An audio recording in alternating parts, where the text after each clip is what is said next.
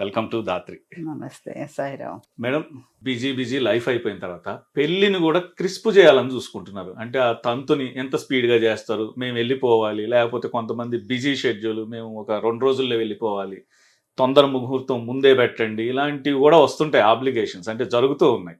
అలాంటి వారికి మీరు ఏం చెప్తారు?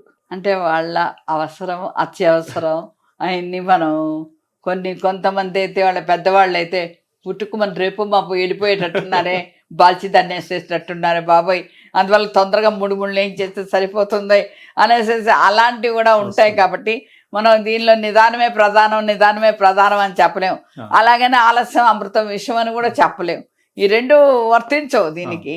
ఆ అబ్బాయి ఉంటాడు కొన్నిసార్లు, నేను అమెరికా వెళ్ళానంటే మళ్ళీ రాలేకపోవచ్చు అండి, నాకు ప్రాజెక్ట్ వర్క్ ఉంది, మళ్ళీ స్టక్ అయిపోతాను, ఇలాంటప్పుడు ఏదైనా చేసేసుకుంటే బెస్ట్ అని. అలాంటప్పుడు ఇంకా తప్పనిసరి ముహూర్తాలు అని కొన్ని పెడతారు, పేరుబల ముహూర్తాలు కానీ అలాంటివి పెట్టించేసుకొని మాత్రం తాళి కట్టించేస్తూ ఉంటారు. కొన్ని సందర్భాల్లో అయితే గుళ్ళో అయితే బంగారు గడప దాటినప్పుడు అదేమో ఆక్షేపణ ఉండదు కాబట్టి గుళ్ళో కూడా తాళి కట్టిస్తూ ఉంటారు. అలాంటివి జరుగుతూ ఉంటాయి. కాబట్టి ఇంక దానికి మనం నిజంగా ఏదైనా మంచి ముహూర్తాలు చూసి పెళ్లి చేస్తే బెస్ట్.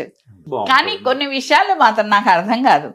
ఈ పండితులు ఈ ఫలానా రోజు ఫలానా టైము ఫలానా గడియ చాలా అసలు అది బలమైన ముహూర్తం, దీనిలో పెళ్లి చేసుకుంటే భలే చాలా బాగుంటారు భార్యాభర్తలు, వాళ్ళది ముళ్ళు ఒక పీటముడి లాగా గట్టిముడి పడిపోతుంది అనేసి అలా చెప్తూ ఉంటారు.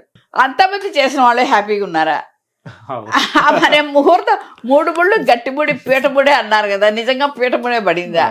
మళ్ళీ వాళ్ళు తగ్గులాడుకొని విడాకులైన వాళ్ళు ఉన్నారు కదా. ఎందుకు ఇలా చెప్తారు?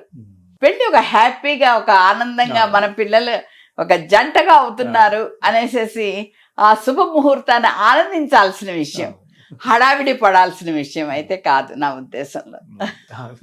ఇది మంచి విషయం మేడం.